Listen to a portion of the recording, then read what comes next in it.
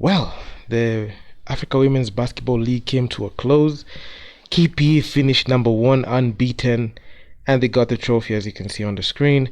And on the other side, you can see Equity. They finished number three and settled for the third place bronze medal. So let's talk about this. So from the bat, I really enjoy to see the way KPO are just putting the hammer down, especially at the first half. They made sure that the game was not close against REG, and REG got beat the second time again by KPA. First time they met in the group stages, and this time in the finals. And I feel like the competition was no different. The way they played was no different, and they got the job done. It's like they figured REG out, and they were able to take them out easily. And that was actually a very good thing to see, because you could see KPA, they were not letting up. Equity versus REG wasn't the greatest matchup, as that one made us finish number three. And it was a game that was winnable. I even talked about this in the previous video, so make sure to check that out because I broke that down really, really well. And yeah, KPA, they had two standout players. They got Victoria Reynolds and Medina Okot grabbing those awards, best center. And you can see Victoria Reynolds, she was the MVP. And honestly, this was a very good thing to see, and I was very happy when I saw that. And one thing that was quite interesting when I was watching this was the way Equity, the way they played throughout the whole tournament. They finished. They only had like one loss out of all the matches they played, and yet no player grabbed any major award. You could see APR and the other team in South Sudan, they finished. They didn't finish like top three or even top four, but you could see they had some players who grabbed some major awards there. You can see on the graphic there, you had REG. There was a player there who grabbed the award. And despite that performance by Equity, no player won any award. I'm not saying they're entitled to any award, but all I'm saying was, given like such a team effort, you should at least have at least a player there who was a standout player that was able to like lead that team to like that glory of finishing number three, because they got number one and number two. KP and REG, they had respect. They had players who bagged like significant awards in there, but you could see Equity, even despite finishing number three, did not get an award. And that goes to show you, like, there's not much quality in that squad. I know I went in on them talking about like how overconfident they were, especially in those matchups. They matched up against REG, and even the first matchups, I mentioned something that was very clear. There was no number one, number two, number three option. The offense wasn't the greatest, and I can say there was not much creativity when it came to that team, because if you looked at the way they were setting up for games, they were just it was just free ball. It was just free ball all through. It got them the wins that they wanted, to make sure that they got into the quarterfinals, the semis. They lost in the semis. It got them the wins in the group stage, but you could see when it mattered, because of that unstructured offense and defense, they really struggled. And I can attribute this to like the quality of players. I'm not saying that those players are not quality, but all I'm saying is they're not playing quality basketball. We have players who have played in the 3x3. They have players who played in the Birmingham games in the UK, and still even have players who play for the national team, and still, and also like even they had like the services of another lady there from another country, and still they produced one of the poorest performance in a semis, especially choking away that game against REG. That was a game that was just there for the taking, and they just threw it away and had to settle for the number three spot. And because they didn't have like good plays, and they didn't have like quality basketball especially in there, and they didn't have like a good standout player, that means that they never even got a chance to even get an award or any recognition that will have like at least we could have at least seen that they did something. The only thing that we'll always remember them is just they finished number three. But if you look at KPA, they had like good, like they had like good runs. okay, they didn't have like the best basketball. They played like 70% quality basketball. It wasn't 100%. There was a 30% disappointment window. We had like those moments that you look at in the game, you're like they should have done things better. But despite all their flaws, they're able to like get to that point to be unbeaten and be able to like mop the whole Zone 5 competition and have players be recognized with top performances. And that was actually one of the best bright spots there. And even looking at even the award ceremony, you could see with the way KPA blew out brought the whole house in there. And after they brought in the whole house, it was so disappointing to see. It was them. It was actually a disappointment because REG got blown out. But for us, when KPA won, you could see like how quiet that place was. It's only the KPA players who were celebrating. REG, they were just the crowd was just dead. It was just KPA just celebrating, and I feel like REG, they tried to bring their hometown people in there, and they tried to like get the fans in there, but unfortunately they didn't win it, and it was only the KPA players who were celebrating. That goes to show you like there are not many Kenyans who are like traveling fans in there, so we didn't have like a good fan base because majority of the time not many Kenyan players even know, not even Kenya players, Kenyan fans or even Kenyans know that these games are even happening. They're not properly covered, so majority of the time it's only the players and the officials that are going to celebrate that there. So there are not many people who are traveling there. Majority of the time they just prefer just waiting for a link there. Yeah, so there's that.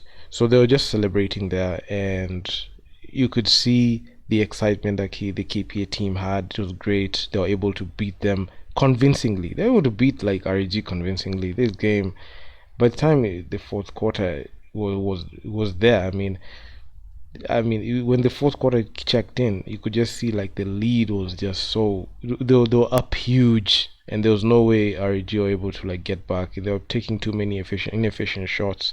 KPA just came back and just scored. Even in the last final seconds, late in the game, they were still piling on the points, and yeah, and they just won it.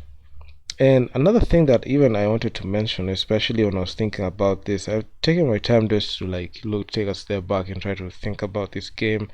Is one thing was glaring. You could see the players who won the awards, called Victoria Reynolds and Medina.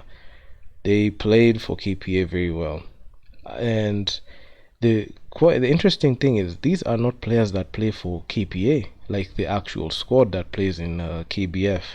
They don't play in KBF. Victoria Reynolds does not play in KBF. Does not play in KBF. Medina, she plays for the ZTEC Sparks. So you could see that she was just hired. She was just hired help for this campaign. So you could see the players that are originally on the roster, they they just decide to take a step back and let these other players do it for them. And even when they go back domestically to the Kenya Basketball Federation League, you could see they will not have the productivity of these players, and they'll just revert to like how they have been operating. And the players that were left in Nairobi, they're the ones who are just going to continue, building up KPA, trying to win games. They'll have spectacular performance domestically, but when it comes to international assignments, they get dropped off from the roster and they get replaced by these players. So one thing I must say is this is like dirty business, and that's the same thing that I've even seen on the Equity Hawks team, which I'm going to talk about as this video progresses. But you can look at even like the way KPA treats their players. I don't think they care about player development. They don't really care about short-term goals and short-term wins, and that's the reason as to why they will just decide to leave their players home. I'm not saying that it's a bad thing. It's a very good thing to retool, but leave the players that do all the legwork for them in the regular season and in the playoffs and in the finals, and in an international contest drop them and bring in other players, even other players from foreign land, or even bring players who play for the best players on other teams. So you could see there's quite a bit of dysfunction when it comes to that, because I know other teams are also doing that, but it also begs the question: if you are a KPA player and the team does that to you, is it wise for you to continue playing for that organization? Because they will always do that to you, and the thing that is called to question is the value that you produce on your team. Is it are you valuable enough for them to like think about if they're going to keep you on the roster and even take you to those assignments, or are you just going to be that roster filler player? Don't get me wrong, a roster filler player who's just going to get them wins in the regular season and playoffs and finals, put them in that position, and hand over your roster spot to another player who's, you cannot say that you can't put your finger on and just say that it's significantly better than you, but they have not been on the team so much, they don't know the grind, but they just come in and just enjoy the glory up there. So it begs the question: if I was a player playing for that team, I would really simply just walk away and just go to another team. Even these money teams, they have that habit of doing that, and I feel like it really, really hurts, like, team chemistry. Despite the team not being there, just them just plugging in players like that, there's not enough chemistry to make them sure that they mesh, but they're able to get the job done. But if you look at even like the matchups that KPA had, the only teams that posed a threat was REG, and they were able to beat them twice. The other teams did not pose any significant threat. I can say this was a championship there for the taking, and it was just there for them to just come and dominate. And the other question that I even put in, especially when I'm just following KPA very closely, is after this win, what are the next steps? Because now they have notched a spot in the Africa Women's Cup, which is going to be slated for December. So what steps are they taking? Are they going to just run on and continue playing the same way, or are they trying to figure out ways to be able to like compete with other teams in other zones? Because they've got zone 1, zone 2, zone 3, and zone 4. They just completed it. You just competed in zone 5, so we have other teams that need to worry about. The other mistakes that KPA had, especially in the previous year's Africa Women's Cup, which was very underwhelming to say the least. And if you look at the way like they played, it begs the question: do they need to improve anything? Because out of looking at all these games that they have played in, I can say there's so much they need to improve on, especially offensively, because the same way they have been playing last year is the same way they've played this year, and they've not played any different. And I feel like they've just continued playing the same way. The only difference is they are only winning games because like the teams that they matched up with were not that strong, especially they had the fast teams that they played with. But you can look at REG, that's the only team that can say posed a major threat to them, and they were able to like take them out quickly with their basketball. But anyway, onto the equity side, because I mean I have so much to say about this team, because I have watched this team. They brought in players who play for the Zitex Sparks team. They try to put them there. They try to put in like that Congo player. I mean, I'm not gonna mention her name, but you know her. You've seen her on this video. She has been one of the best players on that roster. Even despite her performance, she was not good enough to win any award, and you could tell like even the only awards that were being issued were only 5, and there was no spectacular performance that Equity, even their roster, showed. And it was funny because we have the national team Lioness captain in there.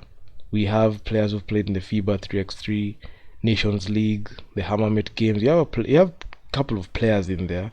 You've got players who played for the national team, not this current roster, but even in the previous years.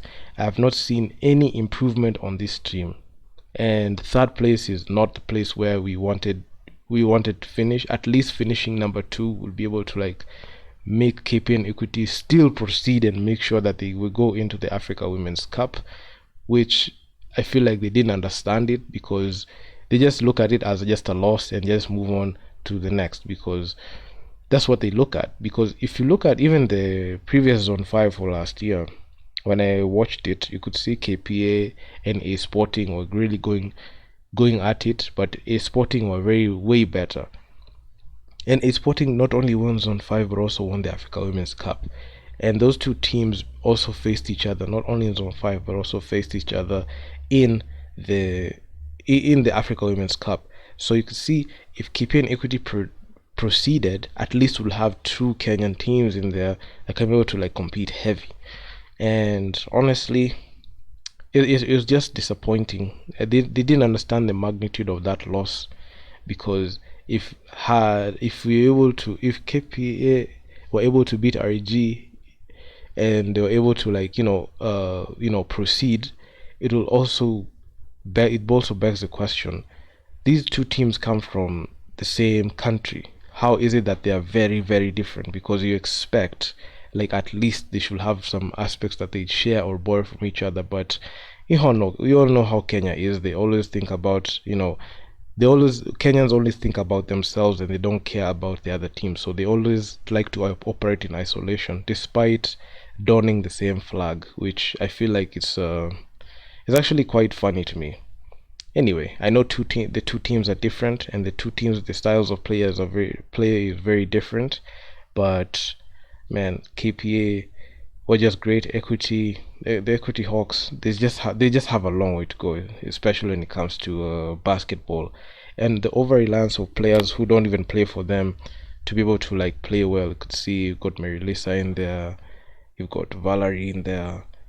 I mean, you've got that lady there from Congo. So you could see the foreigners, the people who don't even play for the roster, outplay the other players who actually play for play on the team, and brought them and led them to that point. So yeah, and also fun fact, but the Equity Hawks, they got swept by ZTEX. So the only reason as to why the Equity Hawks were there was because the ZTEX Sparks couldn't find in the funds to be able to like get there. So yeah, so it was just an opportunity for the money teams and for them to just continue, just continue winning the games and lose at the semifinals. The game that was very pivotal. If they only won that game, it would be a KP and Equity affair, and now we would know who's the best team in Kenya.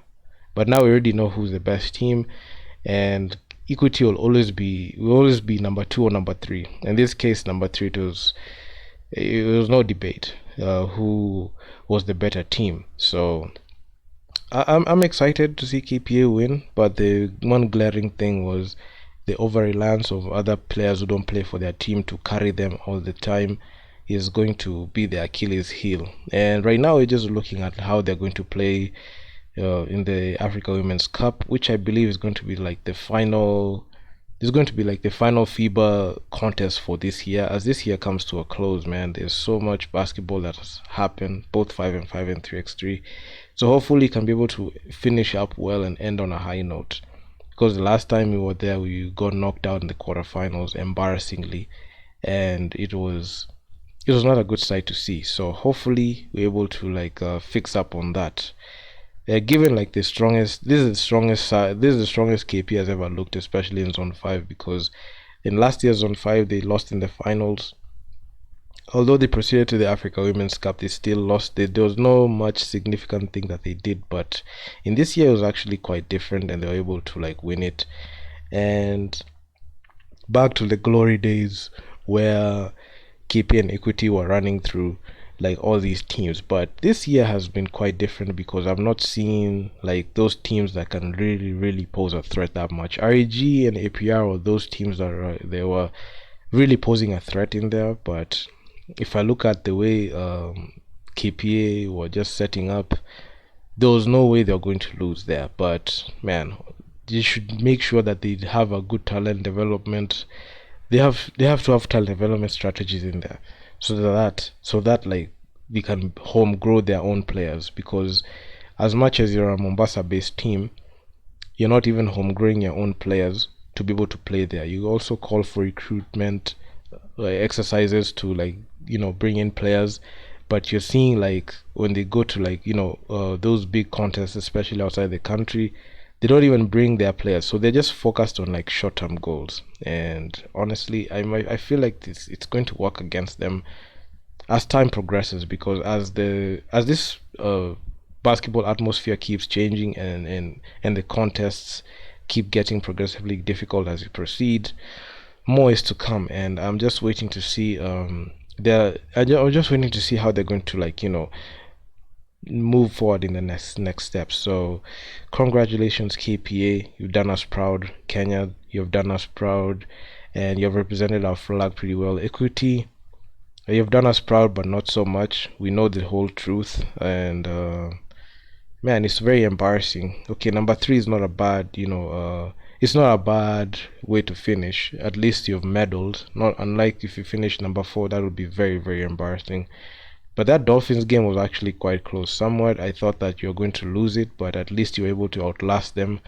And the technical quality between KP and Equity is just miles apart. Equity are not on that level to be able to represent Kenya like that. So yeah, I mean, and the most interesting thing is, like, keeping Equity is where the national team players are being drawn from majority of the time. So yeah, I'm just happy to see that at least Kenya is on the map. The good thing is KP are able to, like, hide the mistakes that the men's team had in road to Bal. At least they've had a bright spot in their franchise.